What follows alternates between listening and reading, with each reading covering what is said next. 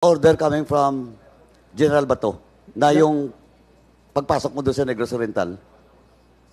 Yung investigation nyo, na-resolve, sa akin na yun talaga na ako na nagsabi na yung drugs. Hindi, kaya nga ang tinatanong kita, is that an official function of yours? Yes, During the time that you are the deputy for operation? Yes, Your Honors. As also a chief of anti-narcotics drugs in city. Pero pumasok ka na sa Negros Oriental. Dito lang ako banda, Your Honor, sa Bacolod lang talaga. Pero ang information revealed that came from... So you never went to Negros Oriental? Okay, ganito lang po. Balikan ko lang po yung nangyari kay Kanutan. Fortunately, nabuhay. Okay, but you said you're not familiar with that. Yes, sir. But eto lang eto theory, no? Kaya ka in-assign doon because during in one occasion in Bacolod City, right after Kanutan was ambush. Fortunately, he survived. Because he is the councilor of Bacolod City, then Colonel Ebrio sent PNP personnel to secure at Riverside Hospital. Kasi elected public official siya eh. Doon nagalit po si Presidente at saka si Senator Bato. Bakit daw binigyan ng security ang isang nasa drug list? HPT pa. High value target pa. And later on, sabi mo nga, through your recommendation, without proper documentation, dinilist. Yes. Now, alam mo ba yun na Colonel Eberio during that activity? You were not assigned yet in Bacolod City.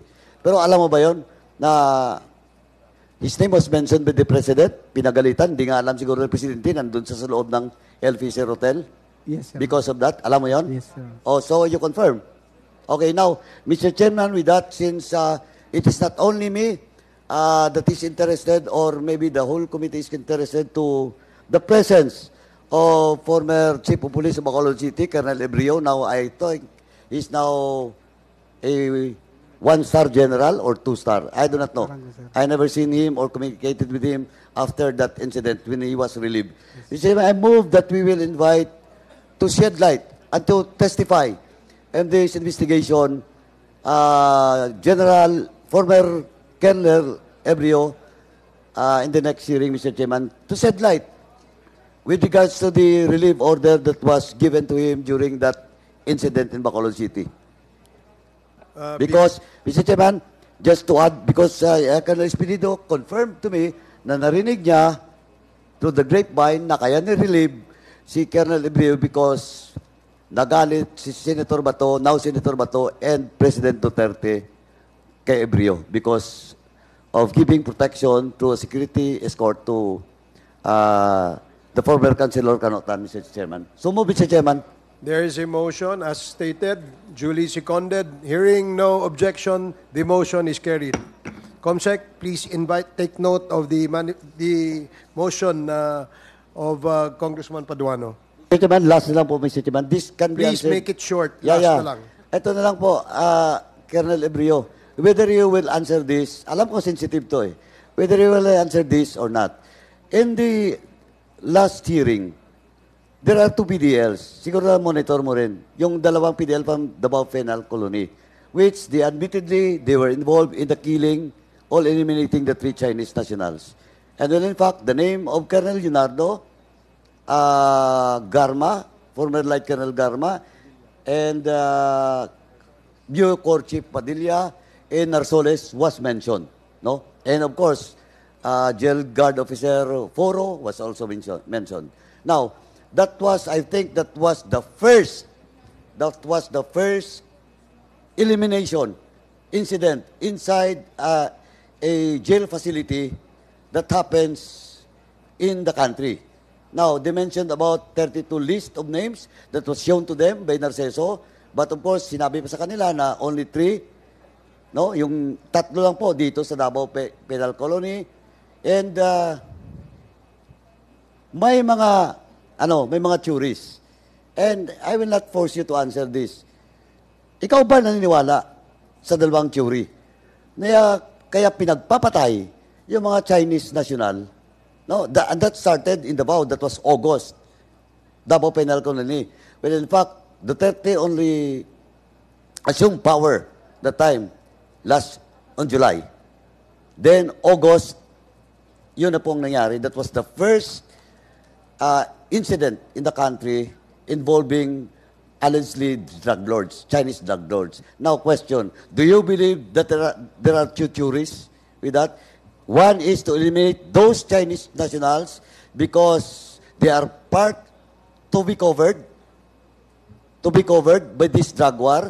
Kasi yung iba doon, alam kung sino-sinong protector at mga tao sa likod nila. And second theory is to eliminate those drug lords because they are part of quote-unquote kompetensya. Your Honor, Mr. Chair, dalawa yun ang masagot ko. Ang presidente, kung gusto na or makarinig na may nangyari, siyempre sa kanya, masayahan kasi wala nang problema sa drugs. But the other side, Your Honor, sa mga uniform personnel, na gusto patayin para hindi sila ma-involve, hindi sila masali kasi number one, they are protecting them at saka kompetensya. Pero sa insakto, sa tama, Your Honor, Mr. Chair, hindi yung patayin para sila ang magpagsabi kung sino ang protector nila para matapos na ang drugs.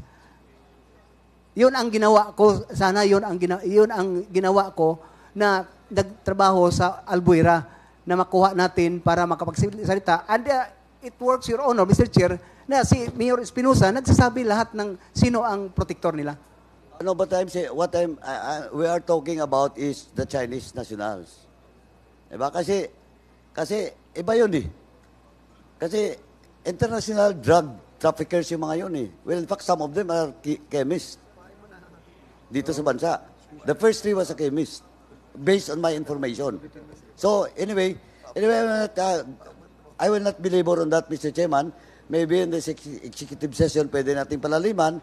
But as of now, Mr. Chairman, I will end my interpellation to Colonel Espinido. Thank you, Mr. Chairman. Matanong ko po kayo, sa tatlong assignment po ninyo, nasa listahan po kayo ng drug list. Bakit po kaya? Sa lahat ng assignment mo na sinabi mo, Albuera, Ozamis, at saka Bacolod, palagi mong sinasabi, nakakasama ka palagi sa drug list. Bakit po kaya? Nung umpisa, Your Honor, Mr. Chair, mag-question ako sa sarili ko, bakit? Kaya sa testimony ko kanina, one time sinabi ko sila ni President Apats at saka si Senator Bato, si Chief PNP Bato at the time na bakit isinali niyo ako kung sabihan niyo na lang ako kung hindi niyo gusto para hindi ako malagay sa alanganin na ilistan niyo ako. So yun ang pag-intindi ko, Your Honor, Mr. Chair. But pagkatapos na sa sitwasyon ng assignment ko, I really make an siguro analysis, Your Honor, na galit sila sa mga nabangga ko. Yung mga nabangga ko, mga tao nila, there is one time, Your Honor, Mr. Chair, na nagsabi sa akin na that is job games of the general.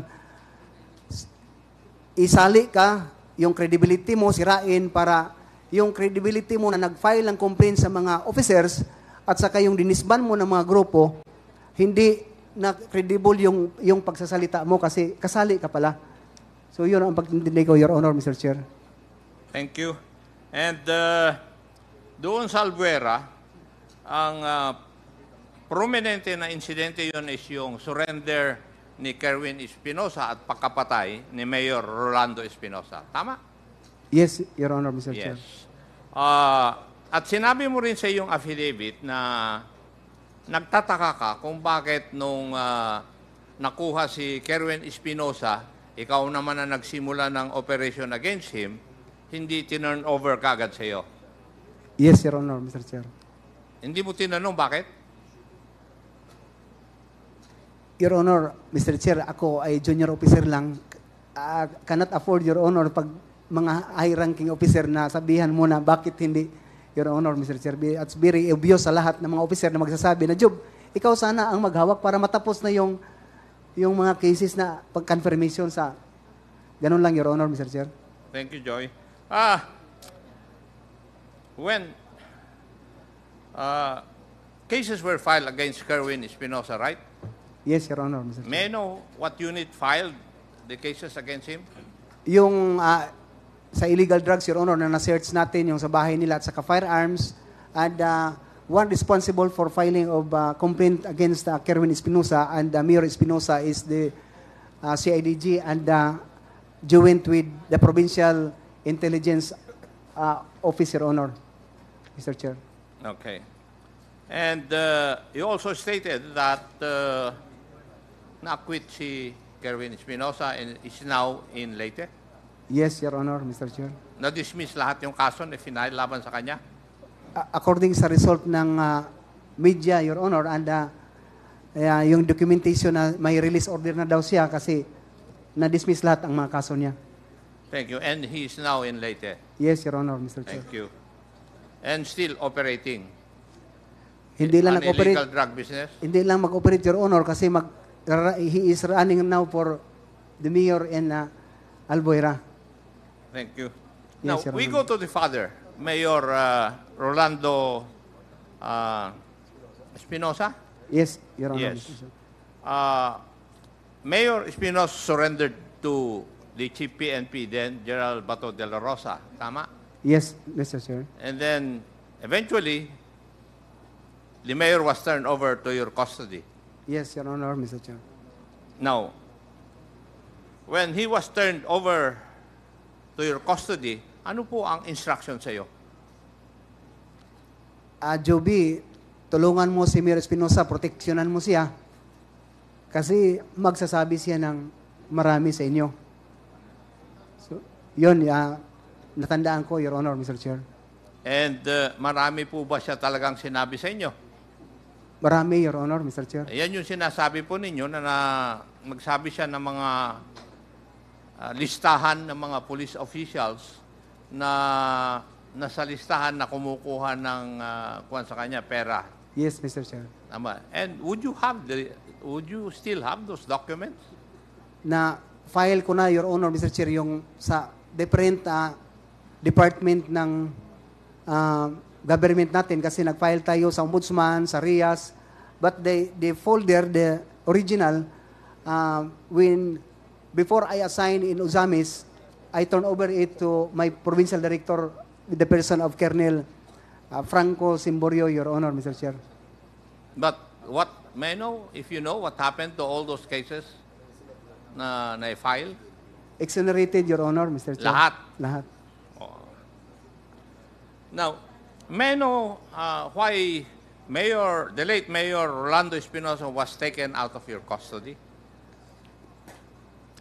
Number one, Your Honor, Mr. Chair, Mayor Espinosa, mayroon siyang reservation sa sarili niya. Nagsabi siya sa akin na, Sir, wag mo lang ako i-turn over kasi papatayin talaga ako. So, ang ginawa ko, Your Honor, Mr. Chair, nag-request ako for a motion for custody sa judge doon sa Baybay. In which ang judge naman, verbally, nag-usap kami na approvean niya next week. Pero nandoon na si Mayor sa kulungan. Nung Saturday na yon, hindi pa dumating ng Monday, tinira na si Mayor Espinosa.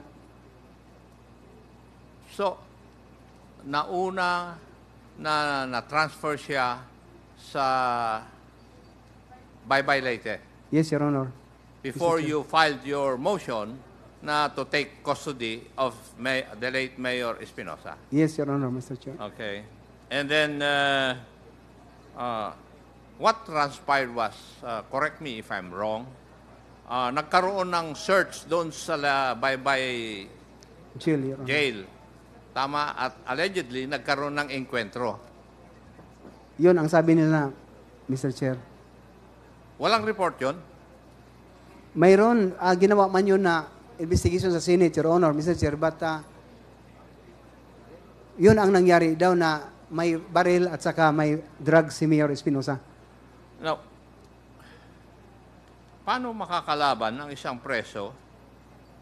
Unang-unang tanong pala, paano nagkaroon ng baril yung isang preso sa isang jail?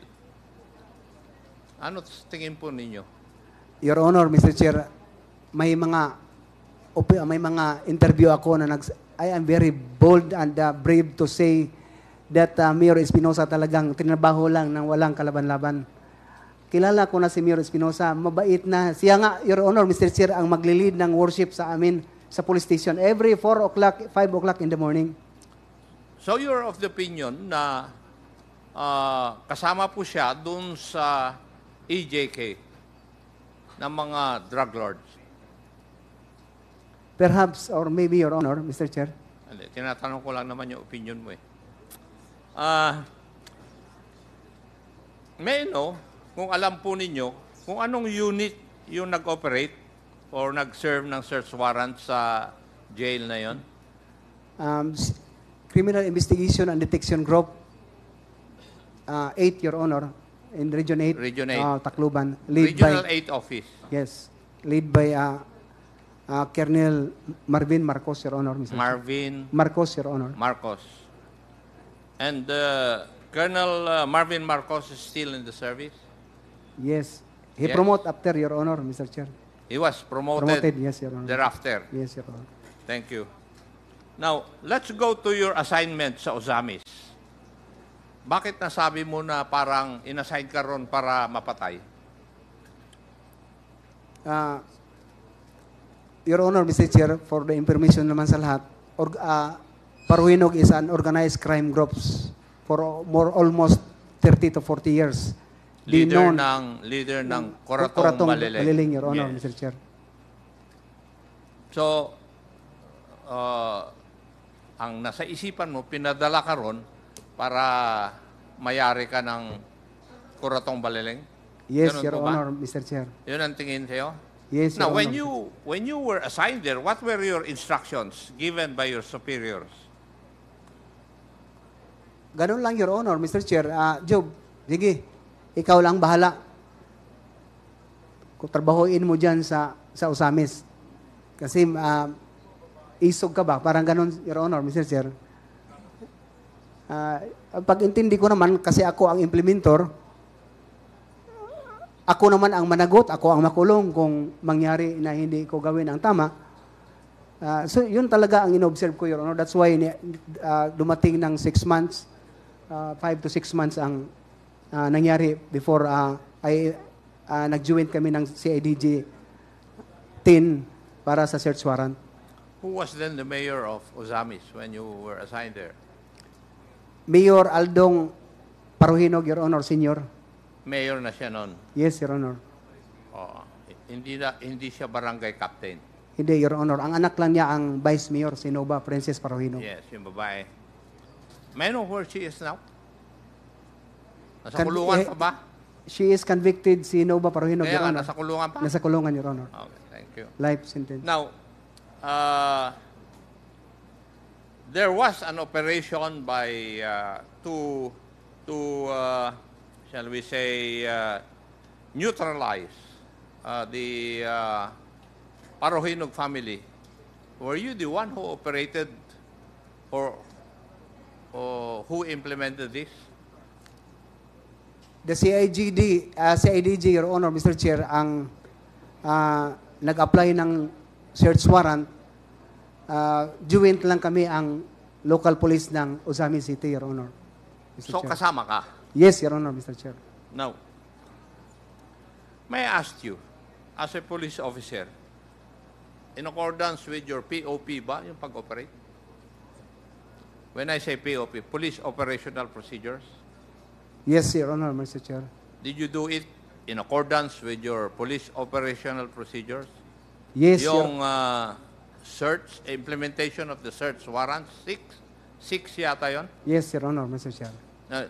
Bakit 15 o 15 or 16 ang namatay? Why? That is simultaneous implementation of search warrant, Your Honor, Mr. Chair. May sa ibang side, sa anak, si Nova Paruhinog, may dalawa na namatay yung security, isa ang buhay. They are all fully armed of long firearms, M16. At saka sa farm ni Mayor Aldong Paruhinog, farm ni Ardot Paruhinog, at saka sa mansyon ni Ardot Paruhinog, may namatay. Hindi lahat yun sa bahay ni Aldong Paruhinog, Your Honor, Mr. Chair. So lumaban sila, they refused to obey yung search warrant? Yes, Your Honor, Mr. Chair. When in fact, my police investigator na kasama ko doon sa first vehicle, una ang natamaan before we drop from on board of the vehicle, siya ang unang natamaan. At saka doon na, Your Honor, Mr. Chair, ang exchange of fire sa going to security ni Aldong Paruhinog, Your Honor, Mr. Chair. Thank you. Let's go to yung famous na statement mo, paragraph 34. From my experience, I can say that the PNP is the biggest crime group in this country. Ang ibig mo bang sabihin, yung Chief PNP ang Lord of crime?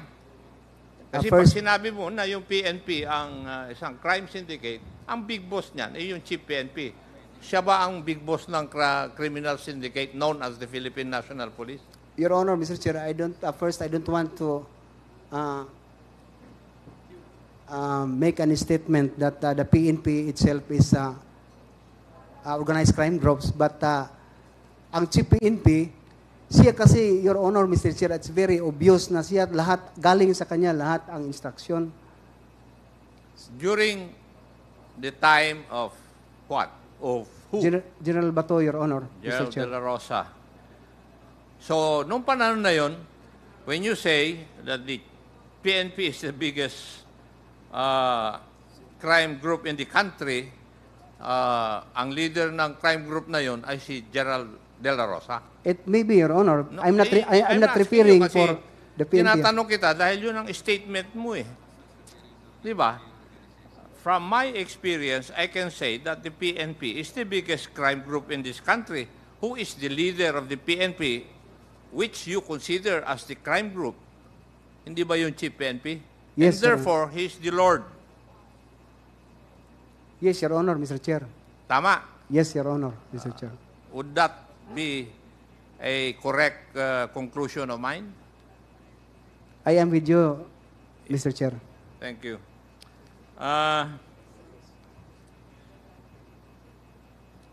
Sa tingin mo,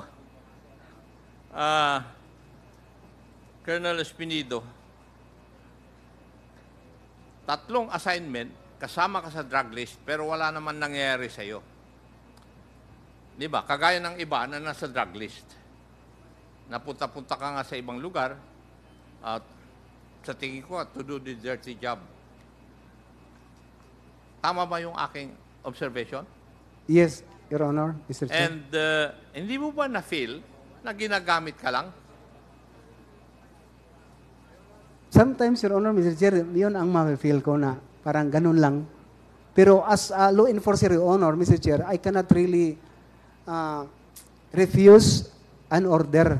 But for me, mayroon naman tayong pag-iisip sa anong tama na gawin natin as a police officer. So, if I follow up your answer to my question on paragraph 34, yung Chief PNP din noon ang head ng mga nagko-conduct ng extrajudicial killings.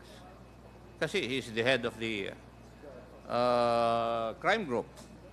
Your Honor, Mr. Chair, sorry, allow me not to answer your I'm just following the logic of your answers, of your statements in your affidavit.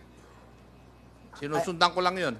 I can say, Your Honor, Mr. Chair, that I am with you if we talk about the drugs syndicate, but extrajudicial killings, yes, I cannot really justify it if Chief PNP was the one who is principal of that, Your Honor, Mr. Chair. So when you say that the PNP is the biggest crime syndicate, it only pertains to illegal drugs? Yes, Your Honor, Mr. Chair. I see. Thank you, Mr. Chair. That would be all. Thank you, Congressman Akop.